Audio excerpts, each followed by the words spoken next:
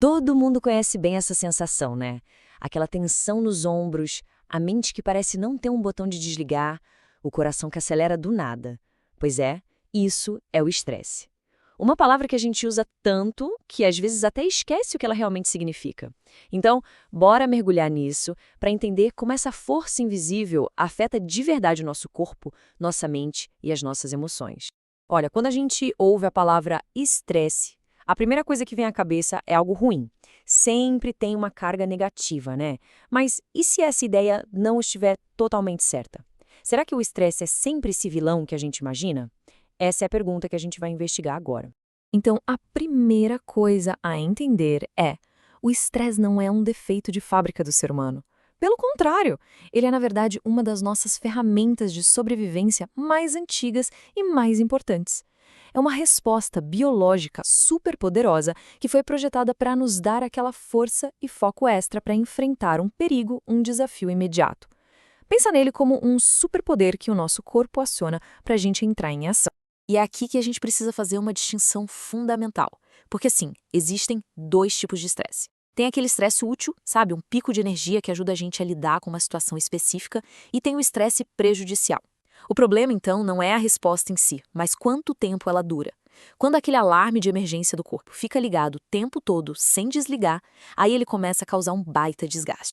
E o primeiro lugar que a gente sente esse desgaste é no corpo, na forma de tensão física mesmo. É que, quando o estresse vira crônico, o nosso corpo fica meio que preso nesse modo de alerta máximo. O coração bate mais rápido, os músculos do pescoço, das costas, da mandíbula ficam travados, como se estivessem se preparando para um impacto. A respiração fica curta, superficial. É o corpo inteiro pronto para uma luta que nunca acontece. E olha que irônico, essa resposta de emergência que foi feita para situações de vida ou morte, hoje em dia é ativada o tempo todo, por e-mails, prazos, trânsito, discussões. O resultado é um corpo que está sempre ligado na tomada, o que leva, claro, à exaustão, dores crônicas, um sistema imunológico mais fraco e aquelas noites mal dormidas. Mas não para por aí. O impacto não é só físico, não. Esse estado de alerta constante também cria um verdadeiro ruído na nossa mente, sabotando completamente a nossa clareza e nossa capacidade de pensar direito. Esse ruído mental é como uma névoa que simplesmente acaba com a concentração. Os pensamentos ficam acelerados num loop que não para. E aí, tomar qualquer decisão, por mais simples que seja, vira uma tarefa gigantesca. A mente fica presa nesse modo de sobrevivência, sabe? Enxergando tudo como uma ameaça, o que acaba paralisando a nossa produtividade. E é óbvio, se a mente está um caos, as emoções vão pelo mesmo caminho.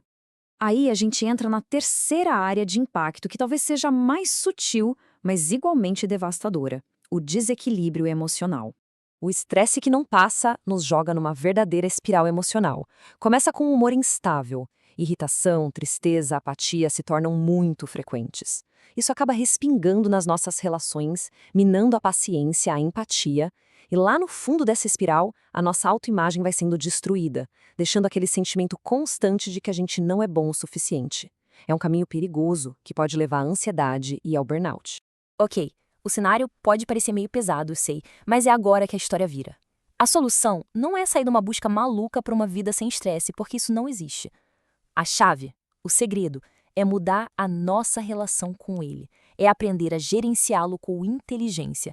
E essa ideia, gente, é transformadora. A meta não é zerar a pressão, o que seria totalmente real. A meta é desenvolver a habilidade de passar por essa pressão sem que ela nos atropele. É sobre retomar as rédeas da situação.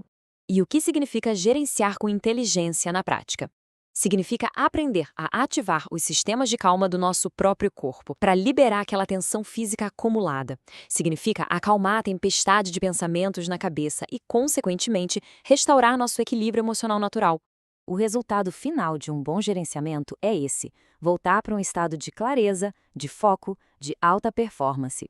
É ter a capacidade de encarar os mesmos desafios de antes, só que agora a partir de um lugar de calma e de força, em vez de um lugar de reação e exaustão.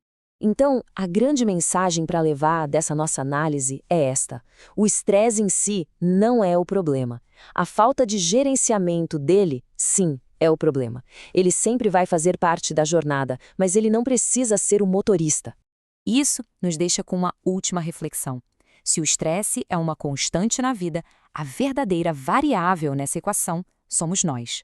A questão, no fim das contas, não é se vamos ter estresse, mas como a gente escolhe responder a ele. E é nessa escolha que mora todo o poder de transformar a situação.